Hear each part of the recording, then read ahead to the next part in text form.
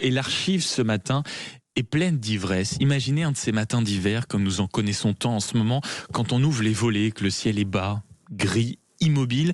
Par exemple dans un petit village normand, tout est à sa place le long de la rue, celle qui suffit à faire le tour du voisinage. Il y a la pharmacie, la crêperie, la boulangerie à l'angle et en face l'hôtel du coin tenu par un vieux couple à qui il ne faut pas la faire. Ces descriptions pourraient ressembler à une carte postale du passé. Et elle ne serait que cela si je n'avouais pas que les seules fois où je quitte mon bureau, je me réfugie en réalité dans cet endroit qui n'a pas changé. Il y a un bar fermé, intact, avec ses gros cendriers d'époque, ses verres Ricard, son bar en bois épais, un peu poussiéreux, et ses affiches sportives d'un autre temps. Certaines après-midi pluvieuses, après avoir englouti quelques crêpes dont la restauratrice d'en face a le secret, je regarde cet endroit vide en espérant les apercevoir.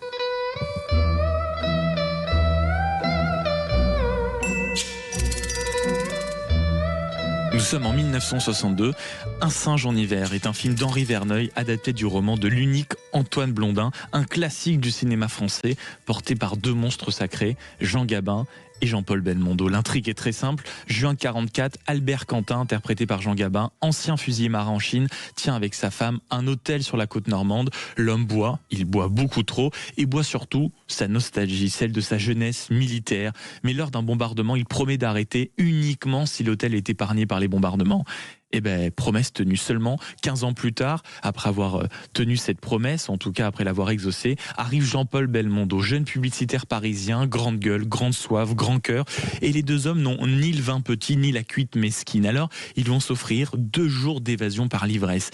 Et à un moment, il y a cette scène, au bar, légèrement éméché, il faut bien le dire, et ce tenancier qui n'attendait que la rechute du vieux grincheux pour le provoquer d'une phrase de trop. Le dialogue est ciselé, le phrasé est magique, et la scène est tout simplement mythique. Alors, mesdames, messieurs, permettez-moi de vous le dire, adressez-vous désormais à l'intendance, comme dirait l'autre, Jean Gabin et Jean-Paul Belmondo, Un singe en hiver, 1962.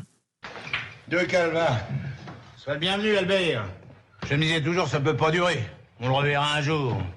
Et te revoilà, comme au bon vieux temps. Tiens, je me sens attendre moins. Que qui? Ah, toi, tu ferais mieux de t'en tenir là avant que tes Espagnols t'en prennent.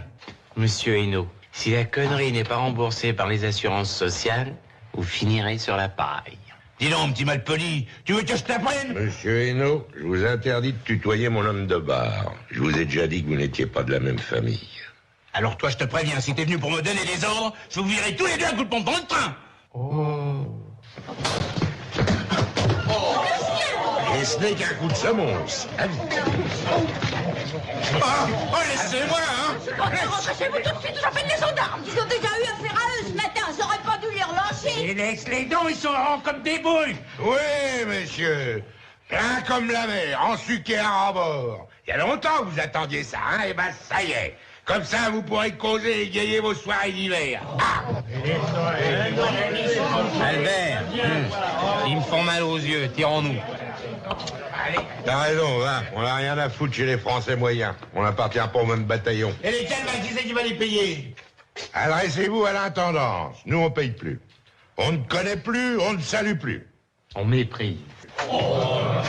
Mais nous aussi, on aimerait mépriser comme Jean Gabin et Jean-Paul Belmondo. C'était dans Un singe en hiver. L'occasion de le revoir, tiens, par exemple, en ce dimanche, en 1962. Il est 7h25 sur Sud Radio.